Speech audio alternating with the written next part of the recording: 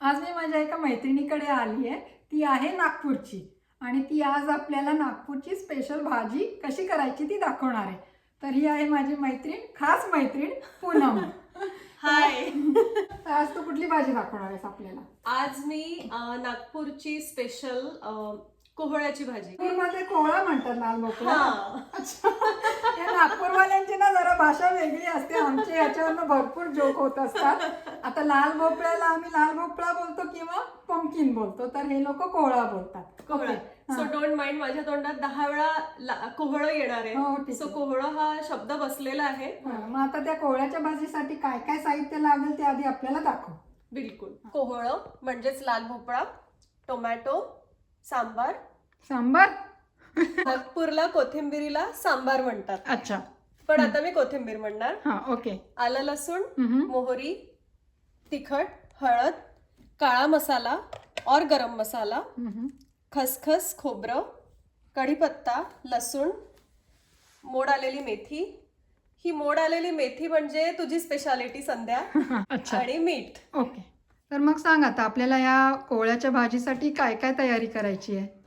ही भाजी अतिशय सोपी आहे.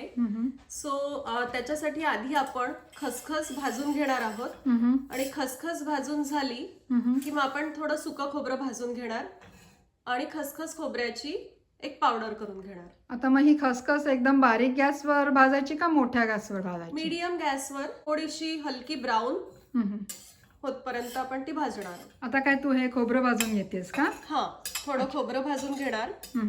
खोबरं आणि खसखसची मग खसखसची पावडर करणार आपण. कॉफी ग्राइंडर मध्ये युजली मी हे बारीक करते. आयडिया चांगली आहे कॉफी ग्राइंडरची. आता ही कढई आपण गरम करायला ठेवलेली आहे आधीच. आता त्याच्यामध्ये आपण काय हे तेल घालणार. तेल आपण नेहमी घालतो त्या भाज्यांपेक्षा थोडं जास्त. अच्छा, म्हणजे आपल्याला मसाले भाजता येतील. ठीक आहे. मला वाटतं आता तेल गरम झालंय. हा, सो आपण स्टार्ट करू शकतो. आधी आपण थोडी मोहरी घालणार. मोहरी पण तडतडली आहे नेहमीप्रमाणे. हिंग, मोड आलेल्या मेथ्या,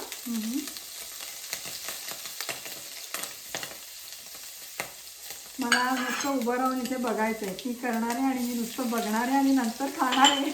मस्त ऐकतं. आपण आता हा कच्चा लसूण पण घालणार आहे आणि नंतर वाटणामध्ये पण घालणार आहे. हो, वाटणातला आलं लसूण आणि हा थोडा कच्चा क्रश केलेला लसूण आपण घातलाय, बारीक कापलेला, कारण छान फ्लेवर येतो. कढीपत्ता जो मी खूप बारीक कापून घेते म्हणजे जरा फ्लेवर छान येतो. बरोबर. आलं लसूण भरपूर आलं लसूण केलंय हा मी. एवढी आलं लसणाची पेस्ट केली आहे. म्हणजे त्याला थोडा रस्सा, आंगरसा असा होतो छान. काय आंगरसा? याला आंगरसा म्हणतात. म्हणजे नॉट एकदम पातळ रसा, पण आंगरसा म्हणजे थिक रसा. अच्छा अच्छा. आपलं आलं लसूण आता झालेलं आहे, हलकं ब्राऊन झालंय, म्हणजे खूप छान झालंय. ते उग्र होणार नाही. मस्त दिसतोय रंग एकदम. आता यामध्ये आपण भाजलेलं खोबरं, खसखस, हळद, तिखट, मीठ, मसाला थोडा 2 मिनिट आणखी भाजून घेणार आहोत. अच्छा. आपला मसाला भाजून झालाय. आता याच्यामध्ये हा भोपळा म्हणजे तुझा कोहळा घालायचा. घालायचंय.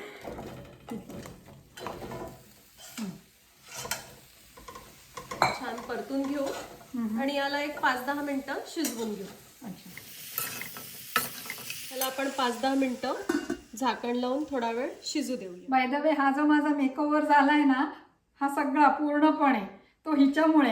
त्यामुळे सगळं क्रेडिट हिचं आहे. बघूया आपण किती शिजलेली आहे भाजी. हा, ठीक आहे.